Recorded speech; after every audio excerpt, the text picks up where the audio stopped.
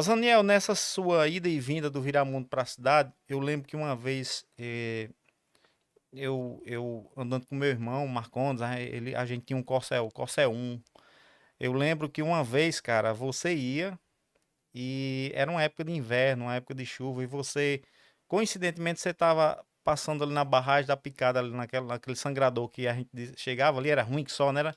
E eu lembro que Marcondes parou o carro, a gente acomodou você e levou você o restante da viagem. E isso foi uma coisa que ele ficou muito orgulhoso, muito feliz, porque você era um rapaz que estudava e a gente ficou comentando aquilo durante dias, durante meses, anos, e sempre comentava que aquele menino de Gentil, que foi para Mossoró, aquele menino que uma vez eu dei uma carona. E aquela cena, quando eu vi você naquela situação ali, de certa forma, na época foi assim, passou, mas depois a gente foi imaginando, imaginando. E de certa forma, uma simples cena daquela inspirou.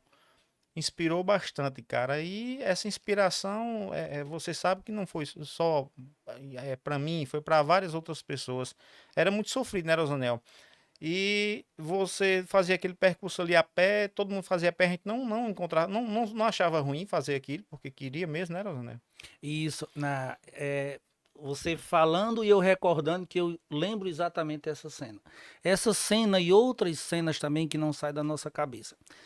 Por exemplo, nós tínhamos, naquela época, pouquíssimas pessoas que tinham transporte na cidade, no sítio, né? Porque se tinha na cidade, a gente não conhecia, então é como se não existisse. Mas a gente tinha, no ano de 1987, 86, e eu lembro muito bem dessa cena, né, que você está falando, juntamente com outra. E tem umas coisas que na nossa vida é engraçada, né? Tinha um cidadão lá que tinha um Jeep, e eu lembro que ele passou, e eu digo, ora, ele vai dar carona. Só que o cara passou, bicho, nem sequer olhou pra gente. Ora, quem era que ia olhar?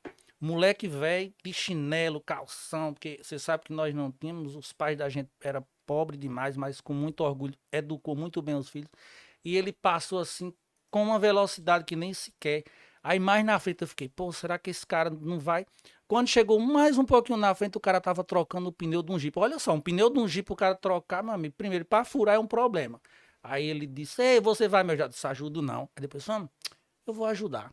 Vai ver que esse desgraçado passa outra vez e me dê uma carona. Mas a gente fica com aquela sensação. Então, Gildan, hoje não, desde que eu tenho a oportunidade de ajudar as pessoas, seja ela quem for, ou seja, de que forma eu posso ajudar, eu ajudo de todo o meu coração.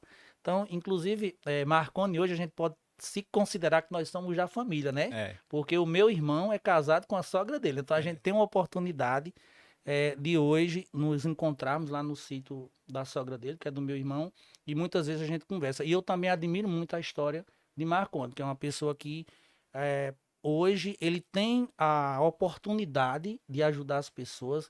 Ele tem um trabalho brilhante na época do Natal, né? Que ele Uhum. Papai Noel do Papai Sertão. Noel do Sertão, que acho que vocês também têm a oportunidade de acompanhar. Então, com certeza ele deve estar nos assistindo. Marconi, um grande abraço, muito obrigado por aquela carona e por esse reconhecimento que você às vezes fala, e isso nos inspira. Isso eu passo para os meus filhos, mostrando a realidade que hoje é. Lembro-me, né, que eu estudava em Antônio Martins e eu saía de casa nas segundas-feiras pela manhã.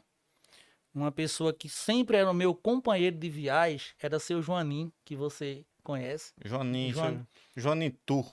Nós, Jo... nós tínhamos uma brincadeira na rádio que nós dizia que era seu Joaninho Tour, Viagens e Turismo, levando você direto para o abismo. Na época, seu Joaninho, ele carregava aquele carrinho, né, do funeral de Antônio Martins. Exatamente, Joanim. Aí nós chamávamos ele de Joanitu, por causa daquele processo que ele todo dia levava quando falecia alguém. E ele colocava o carrinho, levava lá para a igreja, levava o cemitério, depois recolhia o carrinho e guardava. E nós Isso, chamava aquilo ali, aí chamava a linha dele, era Joanitu Viagens e Turismo, levando você direto para o abismo.